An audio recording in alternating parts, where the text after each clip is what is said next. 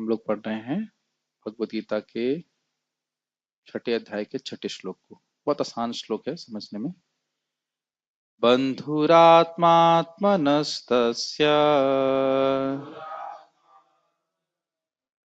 येनात्मैवात्मना जितः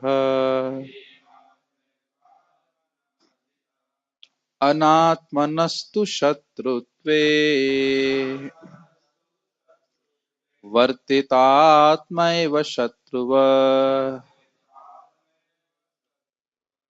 तो बड़ा स्पष्ट है। बंधुरात्मात्मनस्तस्य येनात्मैवात्मना जितः, जिसने मन को जीत लिया है, जितः उसका सबसे अच्छा मित्र है उसका मन। और जिसने अनात्मनस्तु शत्रुत्वे, जिसने अपने मन को नहीं जीता है वह सबसे बड़े शत्रु के संग रह रहा है, वह सबसे बड़ा शत्रु है। मतलब मन उसका सबसे बड़ा शत्रु है। तो बड़ा स्पष्ट है, मेरे को समझाना नहीं है, पढ़ते हैं। जिसने मन को जीत लिया है उसके लिए मन सर्वश्रेष्ठ मित्र है, किंतु जो ऐसा नहीं कर पाया इसके लिए मन सबसे बड़ा शत्रु बना रहेगा। वैसे तो हम समझ ही रहे हैं, लेकिन कुछ भक्तों की मैं टीका चाहता हूं कि मन क्यों शत्रु बना रहेगा और किस प्रकार से। उससे पहले कि हम टीका में जाएं, पढ़ें, क्या कहना चाहते हैं आप लोग। मन बंधु कैसे है? अगर मन को, पहले बात तो मन को जीतने का अर्थ क्या है? जीता हुआ मन बंधु कैसे बनेगा? और अजित मन जो है, जीता मन, जिस पे मन को जीता नहीं गया, वह किस प्रकार से हमारा शत्रु है। क्या कहते हैं एदित वेदित विच्छामि। इसको जानने की मेरी बड़ी इच्छा है। हे विप्रवर, इसका उत्तर दे। वो best among the Brahmanas. Yes, बताइए। इसमें एक्चुअली प्रभुपाद जी कहते हैं कि जैसे कि कोई चाकू है, हम्म तो चाकू एक अगर हॉस्पिटल में यूज हो रही हो तो उससे अपन सर्जरी कर सकते हैं, लेकिन उसी चाकू किसी को मारने के लिए भी इस्तेमाल कर सकते हैं। तो सेम ही वस्तु है, लेकिन उसका प्रयोग अलग अलग तरह से किया जा सकता है। हाँ, और इसमें इम्पोर्टेंट बात यह है कि इसमें ट्रेनिंग की आवश्यकता है। ट्रेनिंग की आवश्यकता है तो मारने के लिए भी और सर्जरी करने के लिए भी। वैसे मारने के लिए तो खास ट्रेनिंग की जरूरत नहीं है, लेकिन सर्जरी करने के लिए बहुत ज्यादा ट्रेनिंग की आवश्यकता है। तो इसलिए मन को संयमित करने के लिए ट्रेनिंग की आवश्यकता है। यस। और जैसे आपने कहा कि लाइक मन को कंट्रोल का मतलब क्या है, कि इसका मतलब ये है कि वो मेरे हिसाब से चले, मैं मन के हिसाब से ना चलूं। ओके। उसको जैसे मैं नियोजित करना चाहता हूँ वैसे और मैं किसके हिसाब से चलूं? मैं शास्त्रों के अनुसार हाँ, चलूं। ये इंपॉर्टेंट बात है कि शास्त्र द्वारा प्राप्त बुद्धि के द्वारा मन को चलाना चाहिए। ठीक है, इजी था। और शत्रु कैसे बन गया? हमारा शत्रु कैसे बन गया? वो जब मुझे कंट्रोल करने लगे। हाँ, ये तो है, लेकिन शत्रु क्यों कह रहे हैं? मन, अगर हम मन मौजी बन जाएं, अगर हम मन की करने लगे तो क्या दिक्कत है?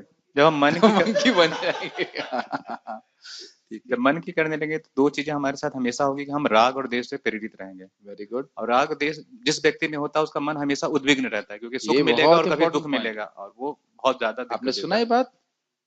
मन के अनुसार चलेंगे तो मन तो राग द्वेष में फंसा ही रहता है। और ये बात लोग समझ नहीं पाते हैं। कभी कभी कोई व्यक्ति आपको शुरुआत में बड़ा अच्छा लगता है, बाद में वह द्वेष, उसे लगता है अच्छा व्यक्ति नहीं है। उस व्यक्ति के गुण और दुर्गुण परिवर्तित नहीं हुए हैं क्या? कभी सोचा आपने इस तरह से? वो व्यक्ति तो वैसे ही था। ये मन की अविरोध प्रीति और विरोध युक्त क्रोध इस प्रकार से चलता है। और ये कहीं दूर जाने की जरूरत नहीं, कभी कभी अपने बच्चों से ही हो जाता है। अरे उनको जन्म नहीं देते तो अच्छा होता, ऐसा बोलते हैं लोग, है ना? मेरी बात आप समझ पा रहे हैं? ये बहुत गंभीर बात है, इतना आसान मत समझिए। पता नहीं कितने लोग समझ पा रहे हैं इस बात को कि वो व्यक्ति वही है, व्यक्ति में परिवर्तन तो नहीं आया। शुरुआत में को बड़ा प्रेम लग रहा था और बाद में वही व्यक्ति में से द्वेष भी होने लगता है। ये हमारे इवन भक्तों के बीच में संबंध में ये धोखा दे सकता है। भक्त तो वही है, वही भक्ति कर रहा है, वही उसके गुण है उसके। शुरुआत में बड़ा अच्छा आदमी, बड़ा अच्छा आदमी है, उसको कुछ समय ये बिल्कुल खराब आदमी, खराब आदमी। और इस प्रकार से हम निंदा और स्तुति में लग जाते हैं। ये देखना चाहिए एक भक्त की भक्ति में लगा है, जप कर रहा है। मैं भक्तों के संबंध के बारे में बोल रहा हूँ, दुनिया की बात नहीं। तो उसको हमें सम्मान देना चाहिए। जो व्यक्ति भी नाम जप कर रहा है वो बहुत भाग्यशाली व्यक्ति है, बहुत भगवान से स्नेह करते हैं, जैसे भी हम चर्चा कर रहे थे। तो ये हमारा प्रैक्टिकल लेसन में देखना है कि मन के द्वारा हम धोखे में ना पड़ जाएं। आप मेरी बातें समझ रहे हैं? भक्तों को ये हमें भक्ति के लिए हमें फायदा क्या है उसको हम सीख रहे हैं। भक्तों में देखें, यहाँ पे भक्ति कर रहा है, कुछ नहीं, कम से कम वृंदावन में रह रहा है, अगर हम वृंदावन की बात करें, प्रसाद खा रहा है, जप कर रहा है, तो उसके अन्य दोषों में इतना न देखे, और हो सकता है दोष हो भी नहीं, मेरे मन उसको इमेजिन कर रहा हो कि वो दोष हो, वो और खतरा है। समझते? तो ये मन इस प्रकार से हमारा बड़ा धोखेबाजी कर सकता है। एक सुंदर बात है, अगर मछली को कहा जाए तुम पेड़ में नहीं चढ़ सकती तो इसलिए तुम यूजलेस हो, तो क्या ये सही होगा? पानी में तैर सकती है। तो आप ये देखो कि हर भक्त भगवान की सेवा जरूर करना चाहता है कुछ ना कुछ, और वो कर भी रहा है। हमारी कठिनाई ये है कि हम उसको देख नहीं पा रहे, वो कितना प्रिय है उस सेवा को करने की वजह से। उस वजह से व्यक्ति अपराध करता है। चाहे मंदिर में कोई झाड़ू भी मार रहा है, वो भगवान को बहुत प्रिय हो सकता है। मैं एक सच्ची घटना कहना चाहता हूँ इस संबंध में। परम पूज्य जयप्रताप महाराज के कुछ शिष्य हैं जो 20-20 साल से, ये घटना कम से कम 10 साल पहले की जब मैंने सुना, तो अब 30 साल हो गए उनको, वो मंदिर मार्जन कर रहे हैं। तो महाराज ने कहा, अरे भाई कुछ मैनेजमेंट की पोस्ट भी ले लो। महाराज ने स्वयं बोला, तो कुछ सेवा करो। तो वो महाराज से प्रश्न किए कि महाराज जी, क्या ये जो मंदिर की सेवा है, झाड़ू की, ये आपकी सेवा नहीं है? अगर आप बोल दीजिए सेवा नहीं है तो हम तुरंत मंदिर छोड़ देते हैं। ऐसा महाराज से बोला, बड़े मतलब बड़ा निर्भीकता से बोला। और फिर महाराज से बोला कि महाराज देखिए, जो हमको हरिनाम करने में सुख प्राप्त हो रहा है इस नम्र सेवा को करके, ये शायद हमको नहीं प्राप्त होगा। मैनेजमेंट में आएंगे तो हम राग द्वेष से, जो भी हमारा स्वभाव नहीं, ऐसा करके। तो भगवान ने कहा ठीक है, आप सेवा कीजिए। वो कहते हैं आप हमको हटा देंगे और नौकरों को लगा देंगे, हमारी सेवा छूटी। बड़ा अच्छा मुझे भाव उनका लगा। तो हर व्यक्ति भगवान को प्रिय है। बस एक बात ध्यान रखिए, जो हम पहले भी चर्चा कर चुके हैं, कि मैं भगवान का दास हूं और मुझे भगवान की सेवा करनी है।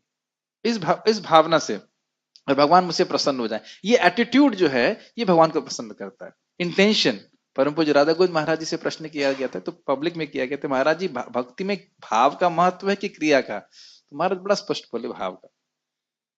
छोटी सी चीज, छोटा सा आप फूल भी भगवान को अर्पित करते हैं प्रेम से, तो भगवान से बहुत प्रसन्न होते हैं। ये एटीट्यूड वैष्णव का हमेशा होना चाहिए। ये प्रभुपाद जी इसको लेटर ऑफ डिवोशन में समझाते हैं कि क्या मनस्थिति होती है भक्त की, कि भक्त हमेशा ये सोचता है सारे सामने वाले बहुत अच्छी सेवा कर रहे हैं, मैं तो कुछ नहीं कर रहा।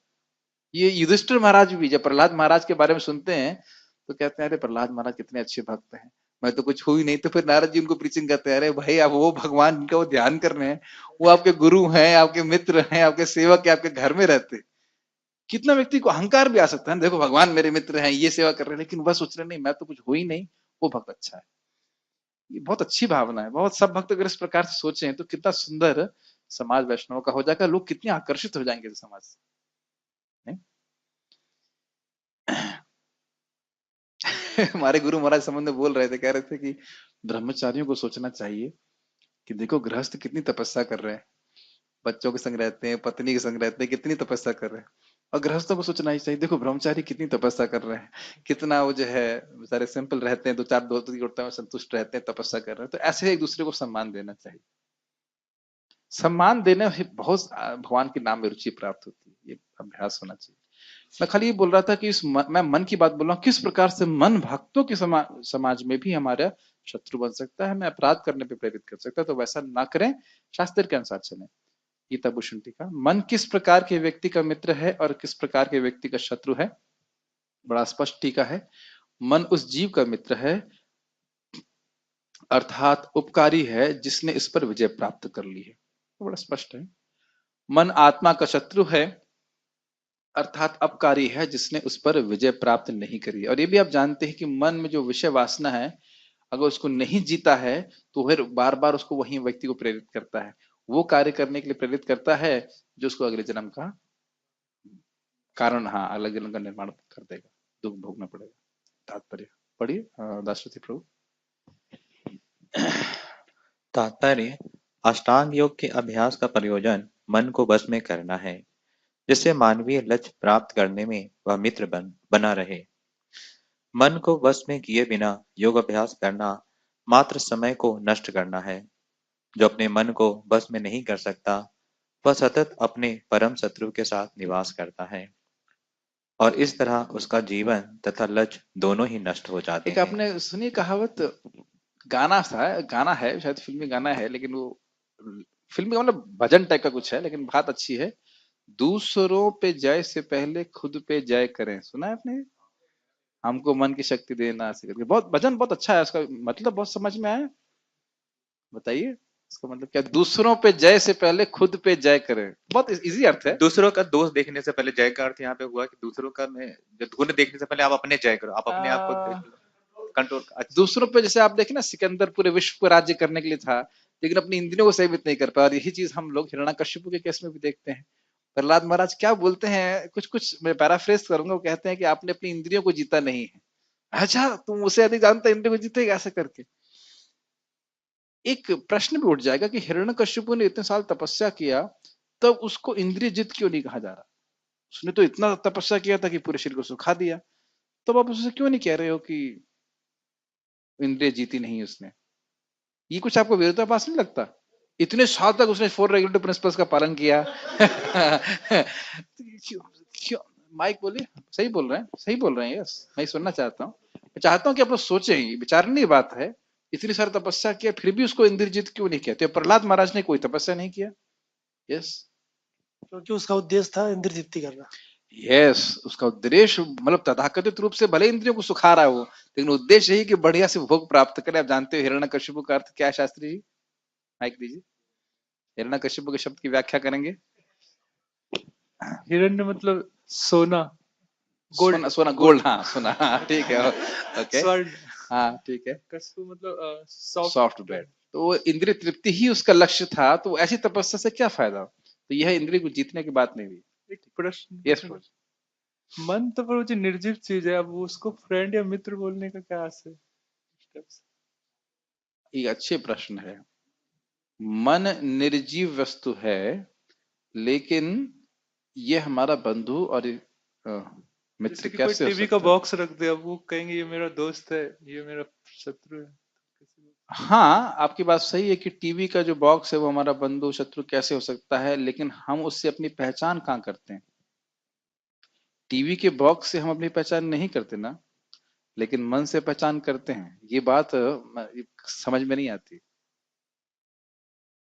जो मेरे मन में कर रहा आता है, मैं उसको वो करने के कर, ये मत सोचिएगा आत्मा निर्लिप्त है, इसे ये प्रश्न यहाँ पे नहीं है। हम कंडीशन सोल की बात कर रहे हैं। कंडीशन हमारी प्रोग्रामिंग हो गई कि जो हमारे मन को अच्छा लगता है वो हम करते हैं। आप ही बताइए, हम लोग प्राय 5-6 घंटे रात में सो लेते हैं, फिर भी, मैं सबकी बात नहीं कर रहा, कुछ भक्त सुबह उठने में कठिनाई होती कि नहीं? आप बताइए, सुबह उठने में मंगल आरती के लिए कठिनाई होती कि नहीं होती? मैं प्रश्न प्रश्न पूछ रहा हूँ। हाँ, क्यों कम कठिनाई सोया होती है? तो कठिनाई होती है। क्यों? क्या कठिनाई होती है? मन बोलता है नहीं थोड़ा और। तो जो मन भोग में विषय में आसक्त है, वह हमारे लिए शत्रु के समान है। भले ही उसकी खुद की चेतना नहीं है, उसको पावर तो आत्मा से ही प्राप्त हो रही है। जैसे स्टीयरिंग वाली बात है, स्टीयरिंग में हम बैठे हुए हैं, एग्जाम्पल बार बार दी जाता है, लेकिन स्टीयरिंग से आप अपने व्हील्स को कंट्रोल कर रहे हो। स्टीयरिंग हमारा, अगर स्टीयरिंग की कोई चेतना नहीं कि जो हमें प्रभावित करे, लेकिन स्टीयरिंग को कंट्रोल नहीं करेंगे तो गड्ढे में जाएंगे, इस बात को बोला जा रहा है। उस तरह से आप ना लीजिए कि शत्रु जो होता है उसकी चेतना होती है, या जो बंधु होता है उसकी हित करने की चेतना होती है। चेतना नहीं होती है, लेकिन ये हमको, अगर हम इस इंस्ट्रूमेंट को कंट्रोल नहीं करते हैं, शरीर रूपी यंत्र में बैठे हैं ना, स्टीयरिंग क्या है? माइंड। तो अगर माइंड में वासना रह जाती है, तो ये हमको गड्ढे में लेके जाएगा, लेके जा ही रहा है, लेके जा ही रहा था। पर अभी भी कठिनाई होती है कि नहीं मन को सीमित करने में? नहीं होती है, वो समझ नहीं पा रहे हैं। भाई 4 नियम पालन करने में लोगों को क्या कठिनाई होती है? मन में वासना है, मन में वासना नहीं हो तो कोई दिक्कत नहीं। ये बहुत प्रैक्टिकल लेवल पे आप विचार करें तो होता है। मन में वासना के कारण व्यक्ति इधर से उधर जा रहा है ना, यहाँ जा रहा है, ये कर रहा है, वो करूंगा, ये करूंगा। मन में अगर वो भोग इच्छा नहीं हो तो क्या क्यों करेगा? कदम कारण महाराज बहुत अच्छी बात बोल रहे थे, संबंध में कह रहे थे, we don't need to do many things, we are doing those things because we want to do those things.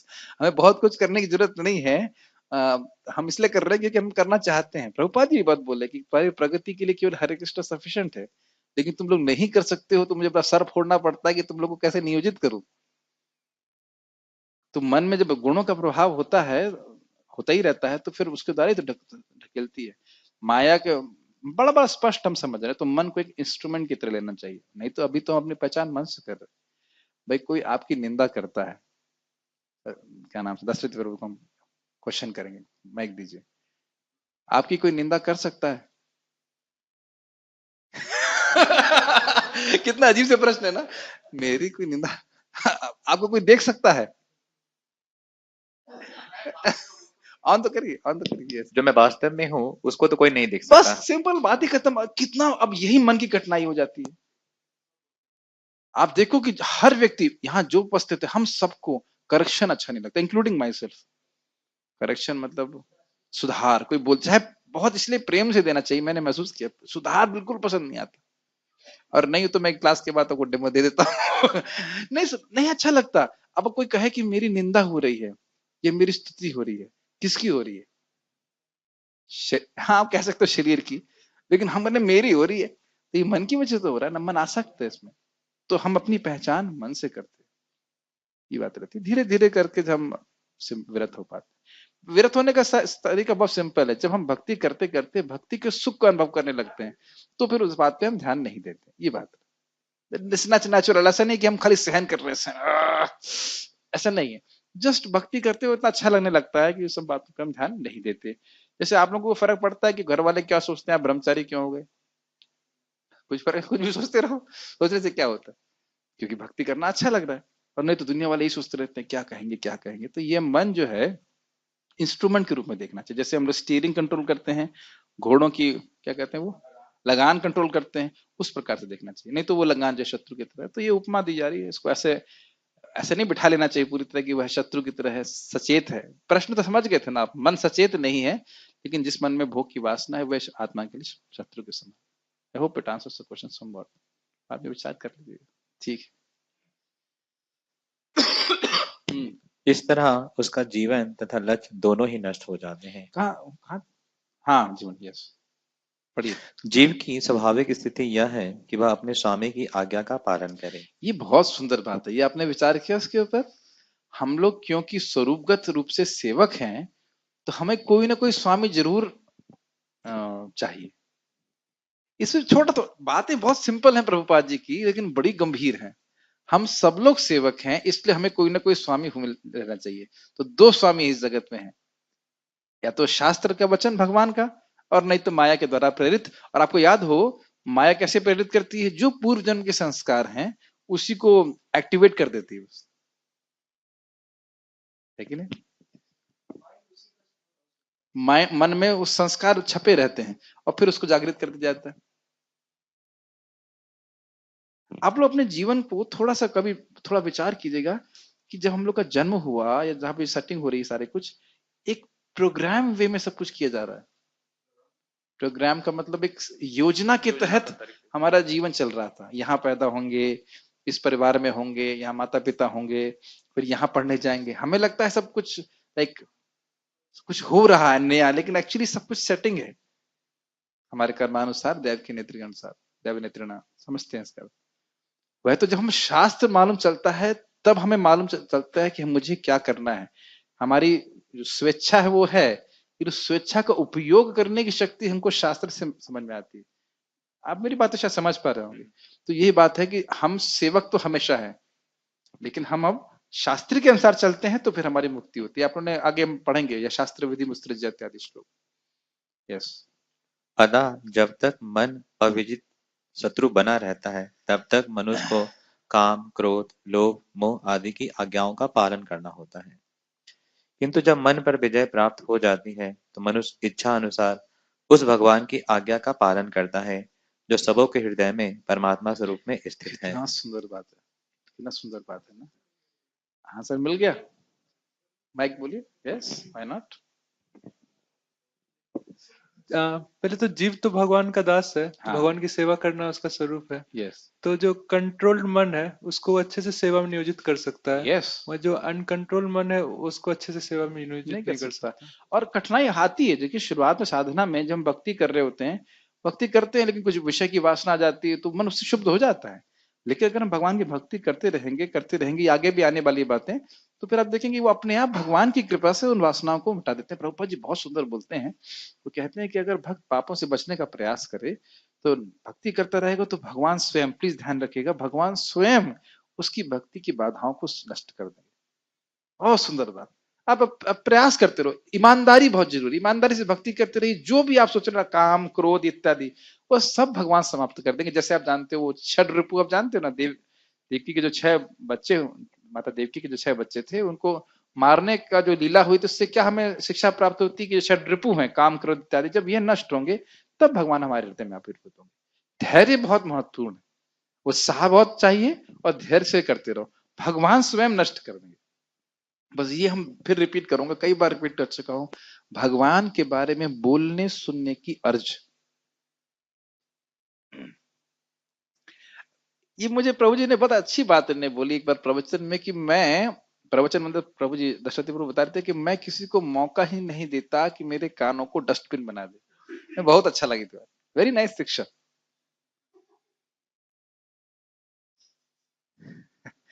है कि नहीं? जो एकदम त्याज्य वस्तु है वह हम डस्टबिन में डालते हैं। दुनिया की वार्ता, वैष्णव की निंदा को आगे सुनाना चाहे, अरे प्रभु जी को पता है क्या हुआ, उसे बोलो ही मत कि क्या हुआ वही रोक दो उसको। आपने कभी महसूस किया है कि ये जनरली जो हमारे कन्वर्सेशन होते हैं वे प्रश्नोत्तर की वजह से चालू हो रहते हैं? क्या इस बात को ये पकड़े हैं आप लोग बात? अगर आप किसी से बात नहीं करना चाहते हैं, मान लो उसने कुछ प्रश्न किया, उसका उत्तर मत दीजिए आप, तो अपने आप ही वो जो कन्वर्सेशन है वो खत्म हो जाएगा। पूरा भागवत रामायण जो है प्रश्नोत्तर में, ये चीज को आप पकड़ते हैं। तो अगर कोई भौतिक वार्ता चालू हो रही है, उसको उत्तर मत दीजिए, बस डिफ्लेक्ट कर दीजिए उसको, कुछ और बात चालू कर दीजिए, और आराम से हम कृष्ण के बारे में बात कर सकते हैं। कृष्ण का वर्णन, कृष्ण की बातें करना, केवल भगवान के बारे में श्रवण कीर्तन के द्वारा हम उनको संतुष्ट करते हैं। What an easy process. लेकिन हमें हमको इतना अपने रडार तेज करने हैं कि वो व्यक्ति कहीं भौतिक वार्ता तो नहीं करने जा रहा। ये भगवान की सेवा के संबंध की बात भी है। बहुत सुंदर बात है ये, और कितना हमको, हमारा भाग्य है कि परमात्मा भगवान कौन है ये भी पता है, कृष्ण है, और वो क्या चाहते हैं ये भी पता है। मेरे भक्त बनो, मेरी पूजा करो, मेरे को प्रणाम करो, मेरी सेवा करो। It's very clear, isn't it? आप लोगों को शायद लग रहा होगा कि प्रो जी सिंपल सी बात बोल रहे हैं, लेकिन सिंपल नहीं है, ये बहुत बड़ी बात है कि भगवान भगवत गीता के माध्यम से बता रहे हैं कि हम उनको कैसे संतुष्ट कर सकते। पढ़िए आगे। वास्तविक योग अभ्यास हृदय के भीतर परमात्मा से भेंट करना तथा उनकी आज्ञा का पालन करना है। जो व्यक्ति साक्षात कृष्ण भावनामृत स्वीकार करता है, वह भगवान की आज्ञा के प्रति स्वयं समर्पित हो जाता है। यस, और प्रभुपाद जी बड़ा अच्छा बोल रहे हैं कि परमात्मा से भेंट करना मतलब भगवान की आज्ञा का पालन करना। ये आप स्वयं भी देख सकते हैं कि किसी, देख सकते हैं मतलब हमको अनुभव नहीं है, लेकिन जो थोड़े बहुत आज्ञा पालन करता है उसके प्रति कितना अनुग्रह होता है। स्वाभाविक रूप से बड़ा हम उसको मतलब अच्छी तरह से आज्ञा को पालन करें कि भाई हाँ करने का प्रयास भी कर रहा है, तो भी आप कितने उस पर कृपालु हो जाते हो। बड़ा अच्छा लगता है ये व्यक्ति प्रयास कर रहा है, तो भगवान का कितने अनुग्रह होगा अगर हम उनकी वाणी के अनुसार चले। तो पहले माने तो सीख तो लें, अगर सीख लिया उसके साथ चल रहे हैं तो भगवान का कितने अनुग्रह होगा, ये विचार करना चाहिए। वस्तुतः देखिए सब कुछ भगवान के अनुग्रह से ही होता है। हम जो कुछ भी प्रयास कर रहे हैं उसका उद्देश्य क्या है? भगवान के अनुग्रह प्राप्त करना। ये बात ब्रह्मा जी को दूसरे स्कंद में, जो क्या कहते हैं उसको, चतुश्लोकी, हाँ उसी में आता है। भगवान कहते हैं मेरे अनुग्रह प्राप्त करना, इस प्रकार से मेरा मेरा साक्षात दर्शन प्राप्त करना, यही परफेक्शन है योग का। हाँ, क्या मद अनुग्रहात, मेरे अनुग्रह से तुमने, मैंने जो शिक्षाएं दी है मेरे अनुग्रह से तुम उसको समझ पाओगे। तो ये अनुग्रह की कामना करना, ये भक्ति एटीट्यूड बहुत आवश्यक है कि हम अपने प्रयास से भगवान को नहीं समझ सकते, लेकिन भगवान की कृपा से हम सब कुछ समझ सकते हैं। इस प्रकार से हमने अपने मन को ट्रेनिंग देनी है भगवान के अनुग्रह प्राप्त करने के लिए।